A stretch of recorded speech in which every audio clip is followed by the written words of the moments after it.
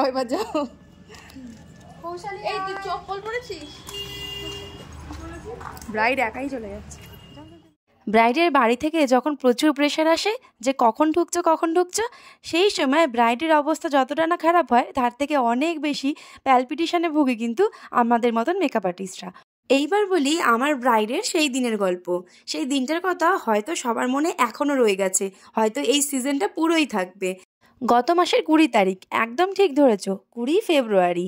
সেই দিনটা যে কি ছিল প্রত্যেকটা ব্রাইড এবং তার বাড়ির লোকেদের জন্য প্রচণ্ড পরিমাণে মন খারাপ হচ্ছিল আমার নিজেরই।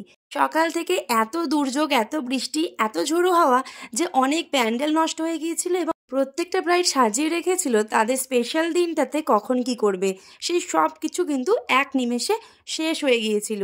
কিন্তু এতগুলো মানুষের কান্না, এতগুলো মানুষের ভগবানের প্রতি বিশ্বাস, কিন্তু ভগবান এক লহমায় আবার সব ফিরিয়ে দিয়েছিল। সবার প্রেতে আবার কিন্তু সেই দিনটা রোদ ঝলমলে হয়ে কিন্তু সবার জীবনে ফিরে এসেছিল। সেই ব্রাইডগুলোর সকালটা কান্না থাকলেও রাতের দিকে কিন্তু হাসি মুখ ফিরে এসেছিল। এটা দেখতেই অনেক ভালো লেগেছিল। কিন্তু আমাদের মতো মেকআপ আর্টিস্টদের অনেক সমস্যা হয়ে গিয়েছিল, কারণ প্রত্যেকটা ব্রাইডের সেই দিন কিন্তু প্রচণ্ড সমস্যায় ভুগতে হয়েছিল। এবং আমার যে ব্রাইড ছিল, এই ব্রাইডের কল টাইম ছিল দুপুর 2:30টে। তো ব্রাইড আমার কাছে এসে পৌঁছয় প্রায় 5:30 থেকে 6টা। কিন্তু আমার চিন্তা ছিল যে এই অল্প সময়ের মধ্যে আমি ওকে কীভাবে রেডি করব। শুধু এটাই চিন্তা হচ্ছিল যে আমি যেন ওকে ঠিক টাইমে রেডি করে দিই এবং ও যেন একদম পারফেক্ট টাইমে ভেন্যুতে প্রেজেন্ট হয়ে যায়। কারণ আমি বুঝি যে প্রত্যেকটা ব্রাইডের পারফেক্ট সময়ে ভেন্যুতে যাওয়াটা কতটা ইম্পর্টেন্ট এবং তার ফ্যামিলির ক্ষেত্রেও কতটা ইম্পর্টেন্ট। তার বাড়ির লোকেরা প্রত্যেকেই চায় যে ব্রাইড যেন সঠিক সময়ে পৌঁছে যায়। এখানে দেখো ব্রাইড ড্রেস কিন্তু নিতে একটু ঘুমিয়ে গেছিলো, তাকে আবার আমি ডেকে তুললাম আই মেকআপ করার জন্য, কারণ আই মেকআপ করার জন্য চোখটা তো খুলতেই হবে।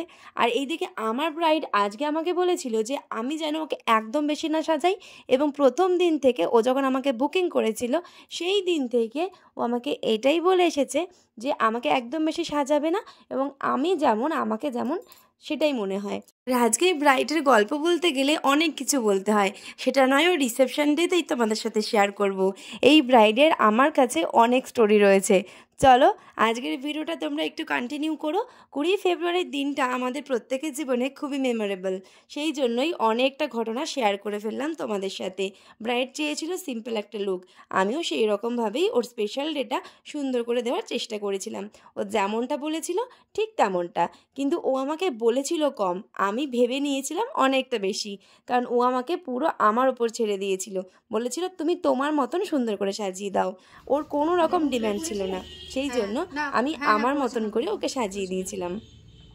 আপকামিং সিজনের প্রত্যেকটা ব্রাইডের উদ্দেশ্যে আমার এটাই বলা যে তোমরা কিন্তু যখন তোমাদের সাজার জিনিসগুলো কিনবে সেগুলো একটু দেখে বুঝে কিনবে, এবং অবশ্যই কিন্তু মুকুটটাকে তোমার দেখে কিনবে, যাতে মুকুটটা একদম সেট হয়ে সুন্দরভাবে বসে। যদি কাস্টমাইজ মুকুট কিনতে পারো তাহলে তো অনেক বেশি ভালো হয়। এখন কিন্তু কাস্টমাইজ মুকুটগুলোই বেশি ট্রেন্ডিং এবং দেখতে অনেক বেশি ভালো লাগে। আমার আজকের এই পুলিশ ব্রাইডকে তোমাদের কেমন লাগলো, ওর সাজটা যদি তোমাদের ভালো লেগে থাকে প্লিজ কমেন্ট করে জানিও। ও যেমনটা চেয়েছিল তেমনটাই কিন্তু করার চেষ্টা করেছি। আর ব্রাইডের কত তাড়াহুড়ো দেখেছো, ও একাই চলে যাচ্ছে কিন্তু। আর আমার ব্রাইডের মধ্যে সেই সাহসটা কিন্তু রয়েছে, সেই জন্য সে একাই সব কিছু করতে পারে, কারণ বিয়ের সমস্ত দায়িত্বটা ওই নিজে হাতেই সমস্তটা করেছে। দেখো ব্রাইডকে ওভারঅল কিন্তু বেশ মিষ্টি লাগছে। যখন ব্রাইড চলে যায় না, আমার লুকটা দেখতেই বেশ ভালো লাগে। যতক্ষণ না ও রাস্তা অবধি গিয়েছিল ততক্ষণ কিন্তু আমি ভিডিওটা করেই গেছি, কারণ আমার ওই ব্রাইডের যাওয়া পর্যন্ত ক্লিপিংসটা ভীষণ নিতে ভালো লাগে।